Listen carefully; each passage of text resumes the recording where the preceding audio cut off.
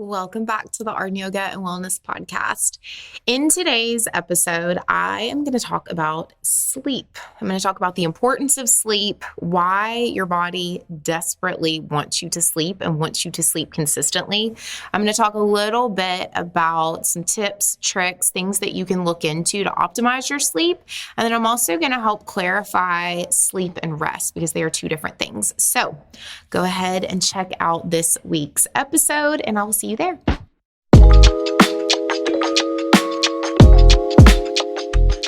Welcome back to the Arden Yoga and Wellness podcast. All right, you guys. So this week we are going to talk about sleep.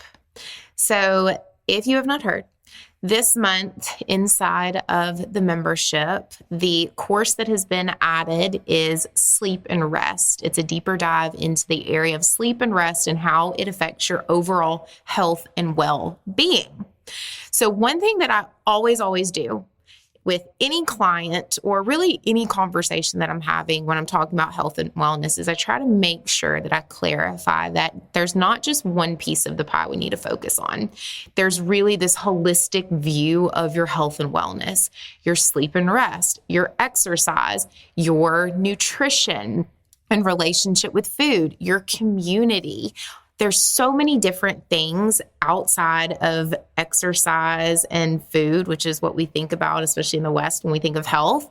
There's so many other things that are going to contribute and affect your overall health and well-being outside of those areas. And so one of those areas that I personally have really paid attention to, and also professionally, not just personally, but over the past few years has been sleep. It's something that I'm so grateful that there's been so much research recently done on sleep. There are conversations on podcasts with health and wellness experts where they talk about it pretty frequently. They tie it into other areas of health and wellness so you can see how it can either support or negatively affect your health. So it's something that I wanted to talk about not only in the membership, but I wanted to talk about on the podcast a little bit. So one thing that I do also want to say is I felt like it was a great time to add this to the membership, specifically to cover this topic for the month of October, because I live outside of Nashville, Tennessee.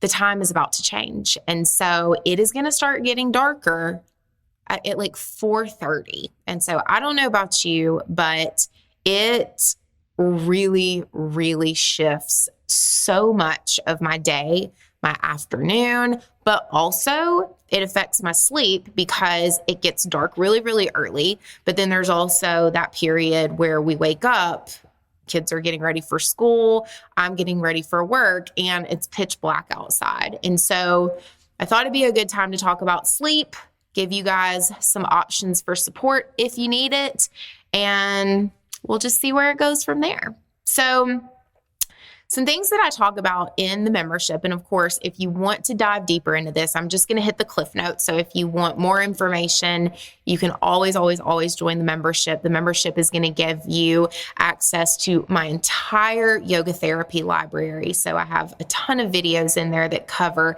every single ache, complaint, concern that I've seen over the last decade in my private practice with clients. We have videos for it.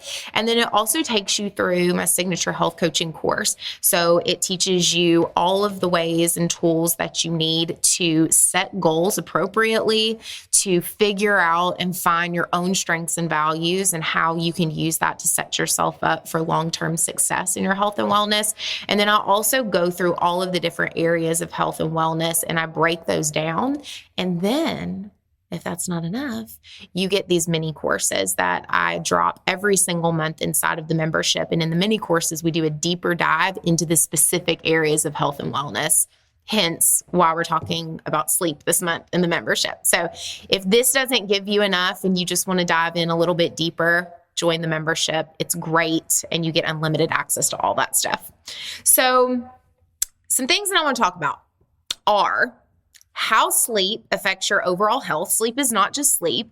It affects so many different aspects of your health and wellness. I also want to talk to you about a few things that you maybe want to ask yourself to evaluate your own sleep and your own relationship with sleep, your own environment with sleep. So where are you sleeping? Is that supporting you, or maybe is that negatively affecting your sleep habits?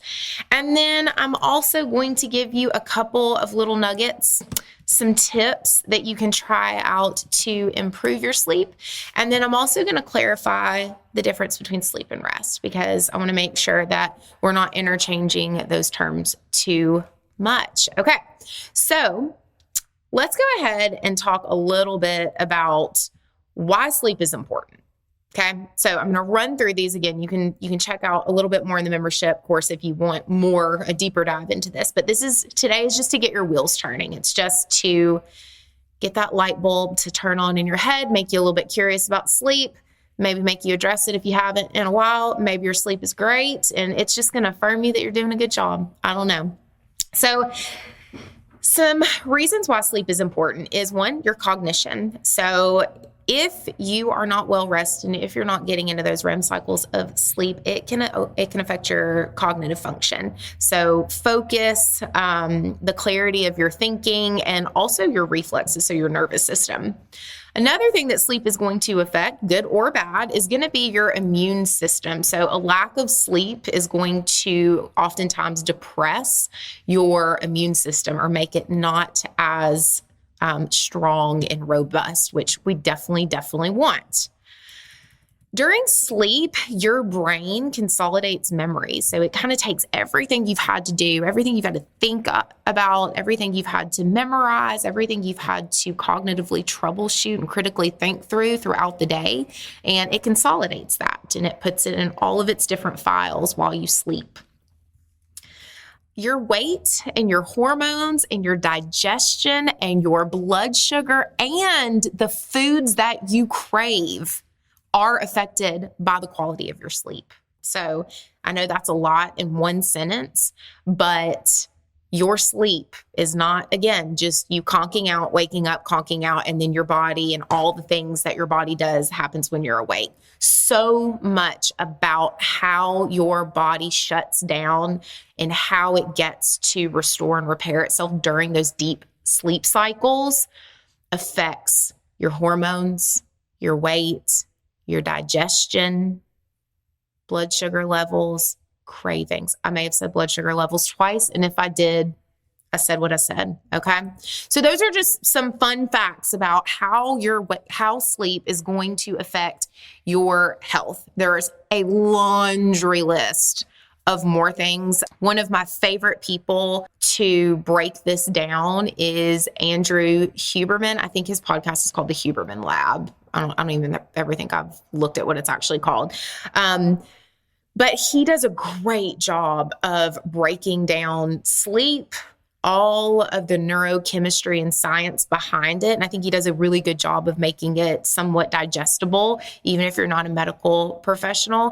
And then he also will give tips. I do like to always have disclaimers on just because something works for someone's lifestyle and they really excel doing it doesn't mean it's going to be practical for yours. So always take suggestions and tips as just ideas, not as something prescriptive.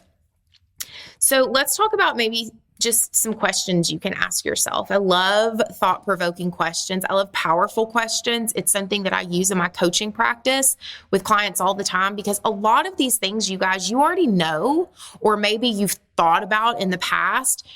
You just need some questions to get the wheels turning and to get your ideas going. You have so much wisdom when it comes to your health and wellness, so much more than you probably even realize. And so asking yourself and sitting down with some of these questions can help you come up with things that honestly you probably already know. You just needed somebody to help bring it to the surface. So some questions that you can ask yourself around sleep, and then I'm also going to dive into rest towards the latter part of this episode. But some things that you can ask yourself is, what is my current sleep schedule? You need to know where you're starting before you can ever figure out where you want to go. So maybe logging your sleep, seeing what time you consistently during kind of a normal week, maybe log for 7 days, see what time you go to bed, what time you wake up. Is it erratic? Is it consistent? How many hours are you clocking in? Or is that really sporadic or erratic? And so asking yourself and jotting down, logging, journaling your current sleep schedule can be helpful. Another thing that you can do is ask yourself about your relationship with sleep. And what I mean by this is when you think of sleep, what comes to mind? What are your feelings and emotions around sleep? For some people, this is easier to answer when it comes to rest, but just asking yourself about sleep. Do you enjoy sleeping? Does sleep seem like something that's not necessary to you? Or do you feel that it's not necessary, that it takes away from productivity in other areas? So being really honest about the feelings that you have towards this area of health and wellness. Maybe rate a level of importance of sleep to you. So 0 to 10, how important is sleep to you? Again, in a non-judgmental way, in an honest way, how important is this to you? And then also maybe ask yourself what your level of readiness to change is. So I can tell you that sleep is important. I can want you to sleep more. I can want you to get good quality sleep. But if you don't want it because you don't think it's important, that's okay. You're probably not going to change it. If you do change it, it's probably not going to be lasting change because it wasn't intrinsically important to you. So ask yourself some of those questions. And then a couple of tips. Again, I'm not going into all of them because I have so many. I have a laundry list and I go through this in the course, but some things again to get your wheels turning are maybe don't eat before bed. Your body would really like to repair and restore during sleep. And you're going to take up a lot of your body's time and energy if it's having to digest that dinner that you ate an hour before bedtime. Again, I go into it a little bit more eloquently and I talk about all of it in the course, but let's cut off food a little bit earlier. Don't eat and snack before bed. Limit your caffeine. If you're having issues falling asleep or even staying asleep, maybe limiting your caffeine in the afternoons. Maybe have a cutoff for yourself. Say, I will not take in caffeine after 2:00, or look at your schedule, look at your day, look at what time you go to bed, look at what time you have your first intake of caffeine, if at all, and then see if you can maybe push that window back a little bit farther away from your bedtime. Another thing you can do is you can create a bedtime ritual. So our body loves rhythm. It loves routine, especially when it comes to our circadian rhythm and our sleep cycles. So if you can do things in the evening and upon wakening that tell your body it is time to shut down, it is time to go into the state of waking up, that can be helpful when it comes to sleep quality and also sleep routine. Some things that you can do is you can limit your light exposure. And I mean like blue light screens. We talked about limiting your food and caffeine intake. So those are things, but maybe think about environment. If you're in the membership, we have a whole course on environment. We touch on this, but something that I do in our house up until now, I've always had sheer curtains in our bedroom. We live on a farm, so I'm not having to worry about, neighbors seeing in our bedroom. So I can get away with sheer curtains. I've always, up until a little bit ago, had sheer curtains. And the thing I love about it is we get natural light coming in the mornings. So there's this kind of waking up with the sun. Even if I'm not hopping out of bed, my body is starting to recognize that it is daytime. So I don't have blackout curtains in our room. We never have. We do not have the sheer curtains anymore, just to clarify, because I put the sheer curtains in our mountain house because I needed longer curtains and they were really long. And then I bought some flax, thicker linen curtains for our bedroom at the farm because the way the sun sets on that side of the house, our bedroom was 8 million degrees this summer in the afternoons because of all the heat from the sun, and the sheer curtains weren't giving me a good climate control. I do, however, miss the sheer curtains because I liked the way they looked better, but here we are. So another thing that you can do, again, not prescriptive, this is me just giving you ideas. I got rid of our bedside table lamps years ago. And what I have now is I have the rock salt lamps on our nightstands, and I like to turn those on, when we're kind of winding down, when kids are starting to go upstairs, when the house is shutting down for the night and it's clear we are moving towards bedtime. I like to turn those on. The reason I like those is those put out an orange light, and an orange light is going to be way friendlier on your eyes and on your nervous system than the aggressive blue lights from screens. So I did that subtle little adjustment, and I love it. Another thing that I've started doing is I have started charging my phone. I historically have had a charging dock in our bedroom. So it's on the other side of the room, but I've had this wooden charging dock, and every single device goes on that. Like, we kind of put our devices to bed at night. The thing that I don't love about that is I've had a couple times where I'll get up, grab my phone, set it down, and then get back in bed. And so I felt like my phone needed to be far enough away from me to where I would have to get up and I'd be awake. And so for the past few days, again, this is not solidified as a habit because I haven't been doing it long enough, but I have put it in a completely different room. So across the house, and the alarm is turned up on it. Another thing that you can try is keeping your room that you're sleeping in a bit cooler.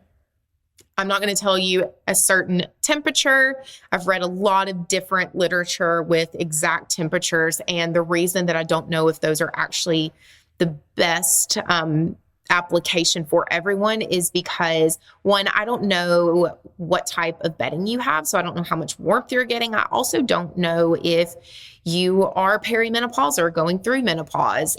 If you're having hot flashes, you might need your air turned down a little bit cooler. If you're cold natured, if you've got your dog sleeping on top of your feet like me, I don't know. But typically having the temperatures cooler in the house when you sleep is going to help with your quality of sleep. So these are just a couple ideas. Again, I have a laundry list of more, but these are just things to get your wheels turning. Okay. So that's going to cover our sleep for now. And now we're going to talk about rest. So rest is a little bit trickier, in my humble, personal, professional opinion, than sleep to measure. Sleep is pretty measurable. I mean, there's a reason that people go in for sleep studies if they're having sleep apnea and, seeing if they need a CPAP. We can measure sleep. Rest is a bit trickier because it really depends on what you consider rest. And so the question that I would say, I would kind of give you a definition for rest by asking you a question. And that would be, what are things maybe in your daily life, your weekly life, seasonally, or even instances that you can recall, you can reflect on, to where afterwards or during you've been able to recognize a state of restfulness within yourself. So asking yourself, instead of what rest is, when do I feel rested, or when do I feel restored? Again, because rest is a bit trickier to measure. Okay. There's not a one size fits all or even a one size fits all definition for rest. And so I would just encourage you to ask yourself, when was the last time I felt a state or a feeling of restfulness and restoration in my body? And what about my environment, the time, the surroundings, the people, the lack thereof social stimulation made me feel rested? And then let's say it's something where you're like, well, Kira, it was 6 months ago when I went to Croatia on a yacht and I felt great, but I can't do that next week. I hear your words. Sometimes the best state of rest is when you pluck yourself out of, your everyday life and you just remove yourself from it, right? Last week we were on fall break with our kids and we went to Florida and it was so great. I did work a little bit. I worked with a couple of coaching clients remotely. But for the most part, we didn't have sports with the kids. We weren't running the kids all over Middle Tennessee, which we love doing, but it's a lot. My husband shut down quite a bit from work. We're both self-employed, so there's definitely check-ins that we have to do. You know, we can't completely walk away. But for the most part, we really rested well. And when I was winding up the trip, how I was able to recognize that I had really, really practiced a state of rest, not just with my family, but within myself, is I started to feel restless. I started towards the end of the trip being somewhat antsy and a healthy angst. I don't want to say anxious, but a healthy angst to get back to work. I missed our animals. I missed all of my to-do list to take care of them. I missed being in the studio with my yoga therapy clients. I batched a bunch of podcasts before so I wouldn't have to record when we were there, but I was like, I really want to figure out what's going on with my microphone and get back to the podcast. I had rested really well. And the way I recognized that restfulness in my body was I started to feel restless because I was so well rested. I wanted to get back to my everyday life. And so my point to that is I completely understand if you're somebody who's like, I feel really rested on vacation. That feels really good. That's how I rest. Great. However, if you're only able to take a vacation once a year, I would imagine that your body, your brain, your mindset could benefit from a state of rest more than once a year. So what I would invite you to do, if you're someone who really, really rests well on vacation, but that's kind of the only time you rest, I would say, what about that environment or that trip or where you're staying or whatever it is about it? What are pieces of that supported you in a state of rest, in your restoration, that you could implement maybe some small pieces and parts of that into your everyday or weekly life? So for me, for example, and this is, I get to give personal insights and stories in the course, in the sleep course. I'm way more, this is the data. This is how I coach through it. This is me just kind of rambling about my own life for a minute. So one thing that I did when we were at the beach is I read a book, which I go through seasons where I read a lot, but I haven't been reading a whole lot just because we've been so dang busy. And so when we were at the beach, I read a book and it like totally captivated me. I practiced a really healthy state of escapism, meaning I was just totally immersed in this book. It was great. My brain wasn't having to work. I was just in this book. I don't have to be at the beach and out of town to do that. So how could I take that little piece of our trip that honestly made me feel super rested after? It was a great, it was really opposite of the way my brain has to function in my job and as a mom and all the different hats that I wear. And so it is completely doable for me to read a book.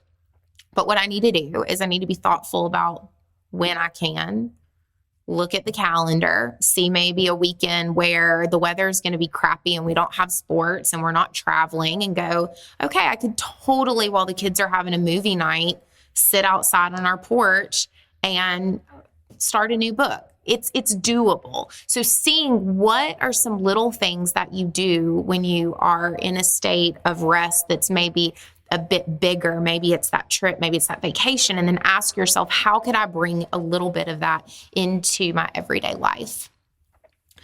Another thing about rest that I brought up was sleep, but I think that it's a little bit more powerful for some people, not everyone, it is for me, to ask myself, what is my relationship and feelings around rest? For me, it is very hard to grant myself permission to rest.